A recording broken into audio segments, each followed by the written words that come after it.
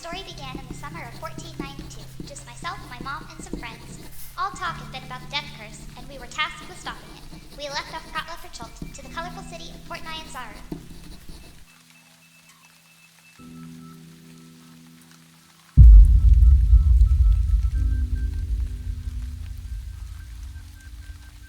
The port was amazing. Minstrels were all over, and I was able to play with many of them. But we were headed for adventure. After a few mishaps, we learned we'd need a charter to go exploring. With no time to waste, we prepared to head for Fort Belwarian.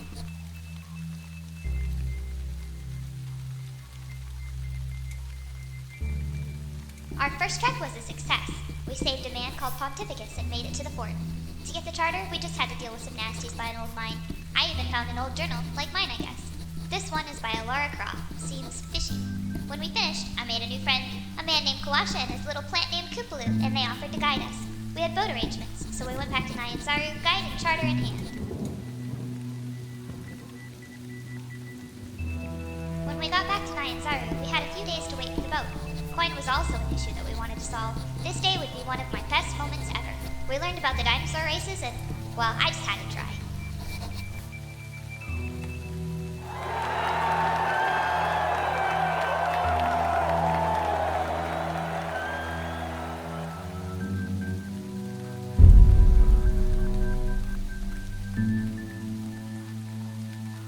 We had a run-in with a terrible undead T-Rex, but we got twice. That ring did look nice, though. GB was very helpful, but he keeps taking coin for his healing.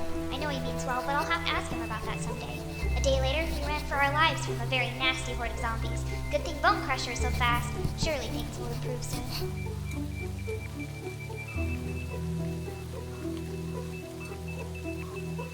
We stumbled across a strange goblin village. These were the goblins that hurt Pontificus, so we had to get him back. We scared them with this illusion of a big mean zombie dino and then sent their town flying. Ha-ha! Take that, goblins! Today I got to touch the sky. Atop the monolith called Firefinger, we rescued Kawasha, as well as an Aarakocra. Terrafolk are pretty mean, huh? We did let the old ones live, though. GB says they won't live long anyway, so we should be alright.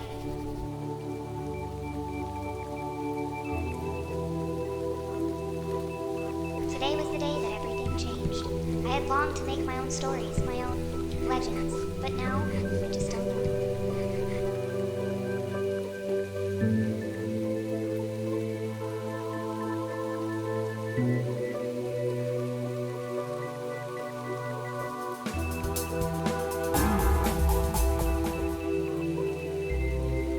We finally made it to Kirsabal.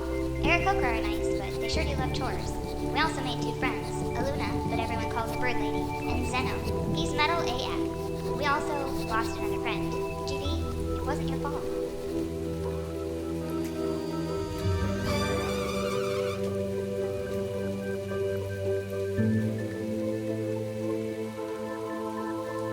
Nangalore is pretty. The Aarakocra wanted a black orchid, so we went looking. We met the old queen of some place called Omu. Zeno, I've been trying to teach him how to talk to people, but it's not going well. When we get back with the orchid, the teacher says that we'll be able to fly. Mom would have loved that.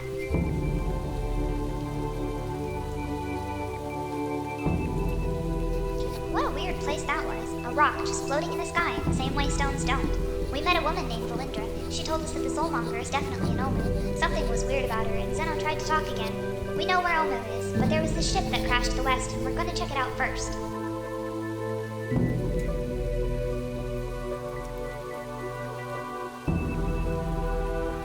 People were sure trapped in a weird way. Their ship somehow got stuck in trees. We met Thassalandra and Radas and saved them. They say they are from a place called Halua. It's a far-off place, though not as far as far away. I keep struggling, but for now, Omu.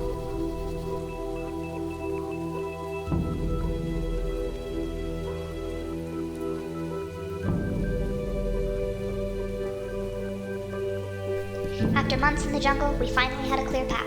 We had arrived at Omu, the once great capital of Chult, lost to time. Zeno seems to know a bit about this place. I think there's more to him than we know. But for today, everyone is weary from travel, so we set out in search of a place to rest and prepared to explore the city.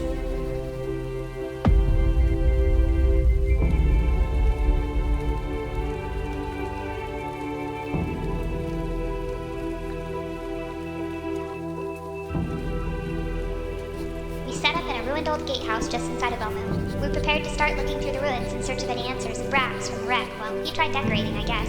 Rados agreed to scout ahead for us and would leave us a beacon if she got into any trouble, but she's very skilled as a scout and should be fine.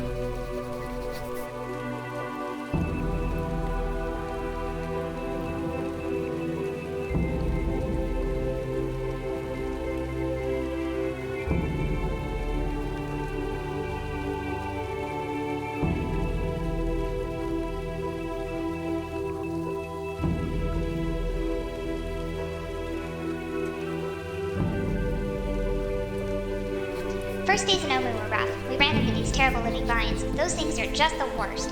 We also met some of the inhabitants of the city, the Yuan-Ti. They are terrible creatures, so we caved in their lookout spot and left them. As we were prepared for bed this night, we saw a beacon in the distance. Radas.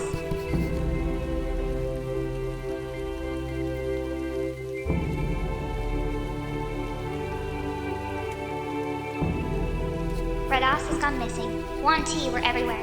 We met a man named Orvix. He seemed to know a lot, but he's pretty old, so he might die in his sleep. He told us about the red wizards and the cubes that are in the shrines around. We have a clear path until we learn more about Radas.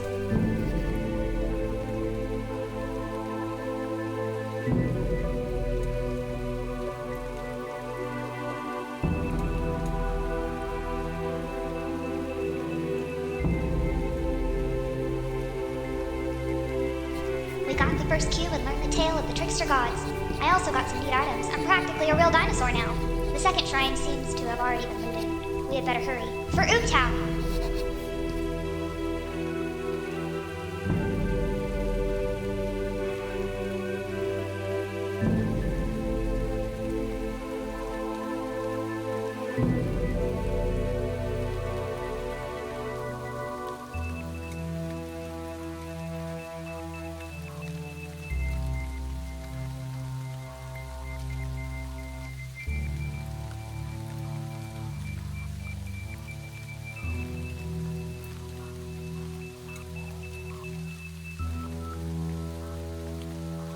Today was hard. Why did we ring the bell? Zeno hasn't been quite himself since. I should have died again. Someday I'll see you again, Mom, but for now, Ooptown still needs me.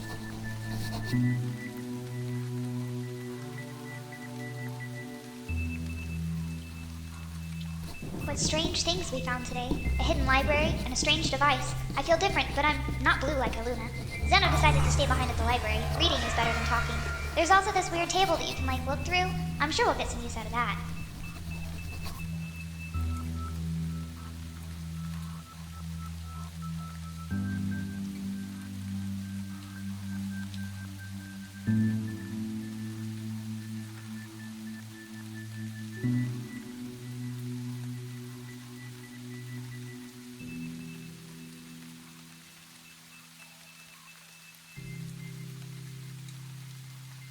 We have been very productive these past few days. Ooptow shows me the path and I follow.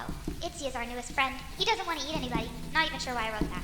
Either way, we have a lot of cubes now. The few we are missing, we fear that the red wizards have. They might have been captured by the Yuan-Ti, and we're gonna have to figure that out. Maybe Rados is there. Who knows?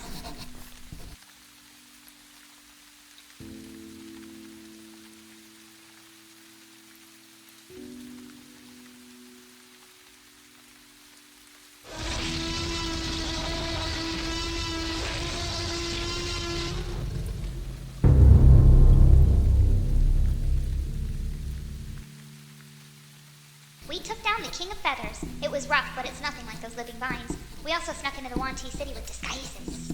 I almost had to go to school. We rescued some slaves, but we lost some friends. Desalandra and Aluna left to head back for civilization. We met a new friend, though, Kratanta.